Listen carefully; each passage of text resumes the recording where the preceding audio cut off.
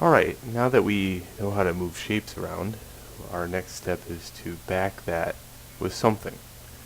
We need to do something in order to remember how to move the shapes around. Just by going on to something else, you'll have a harder time remembering how to move or what to move. It's like playing the first level of a video game. You have to do it in order to get the hang of it. So, here's what we're going to do. We're going to just kind of build a couple things.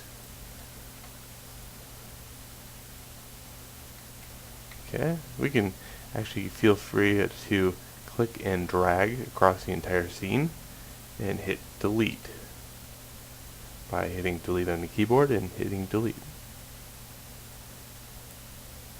Incidentally, if you need to do that up here, let's say I make a cube. Get comfortable with making a cube and then just going over here and deleting the cube. So you can highlight it by clicking here, then in the viewport hit delete, delete. Small things, small things. Okay, let's make another cube.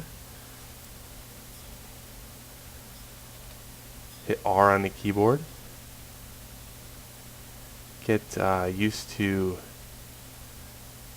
resizing it using these things right here. Get used to holding Alt and rotating around using the left mouse button. That way you can judge the size of it. Let's say I make this the same size as a grid.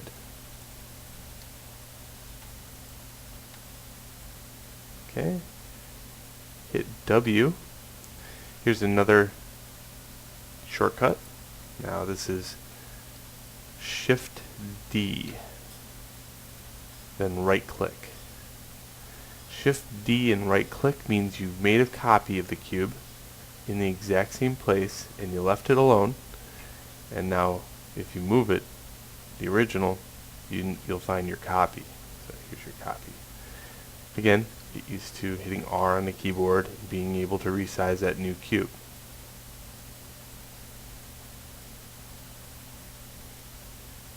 W to move it.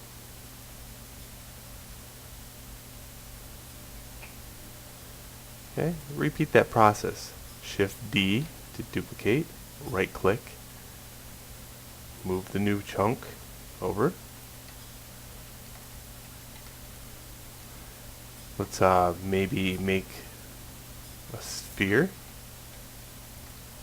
What you should do is probably move around a little bit to mess up the scene. Again, get the ball out there.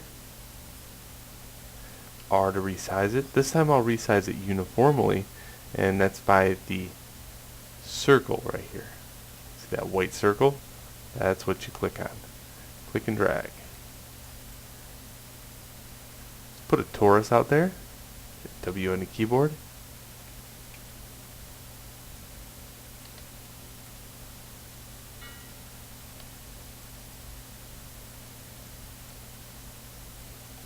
Good.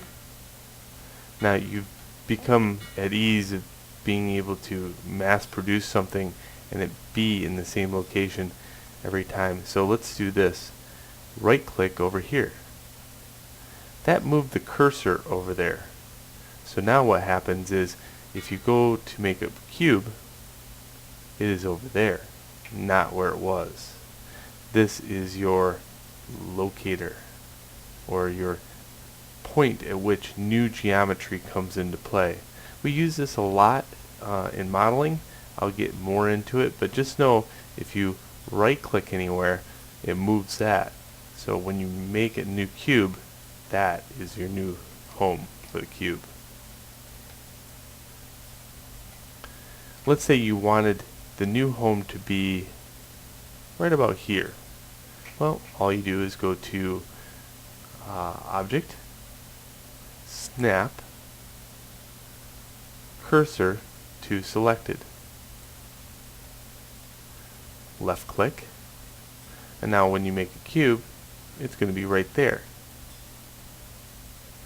So it comes in handy because you can transport your cursor anywhere, and if you wanted a new box to be here, again, you click on the object, snap, cursor to selected, go to UV sphere,